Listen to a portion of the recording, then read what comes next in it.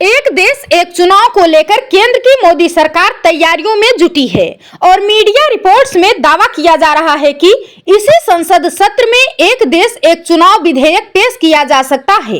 विधेयक पर विस्तृत चर्चा के लिए इसे संयुक्त संसदीय समिति के पास भेजने की बात भी कही जा रही है।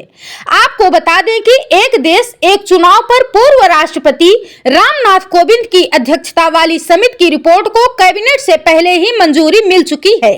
एक देश एक चुनाव प्रस्ताव का उद्देश्य देश में एक साथ चुनाव कराना है, जिससे संसाधन, समय और लागत की बचत होगी। सभी राज्यों में अलग अलग और लोकसभा चुनाव अलग होते हैं। ये एक बड़ी पहल है, जिसे लेकर केंद्र की मोदी सरकार ने अपनी तैयारियां तेज कर दी है। हालांकि केंद्र सरकार की इस पहल को विपक्ष के विरोध का सामना करना पड़ रहा है, जिससे साफ है कि केंद्र सरकार को इस विधेयक पर आम सहमति बनाने में काफी चुनौतियों का सामना करना पड़ सकता है। मीडिया रिपोर्ट्स में कहा जा रहा है कि राजनीतिक पार्टियों में सहमति बनाने के लिए केंद्र सरकार इस विधेयक को संसद में पेश करने के बाद संयुक्त संसदीय समिति के पास भेज सकती है। एक देश एक चुनाव को हकीकत में बदलने के लिए सरकार को संविधान में भी संशोधन करना होगा, जिसके लिए 6 विधायक दोनों सदनों के 2/3 बहुमत से पास होने जरूरी हैं।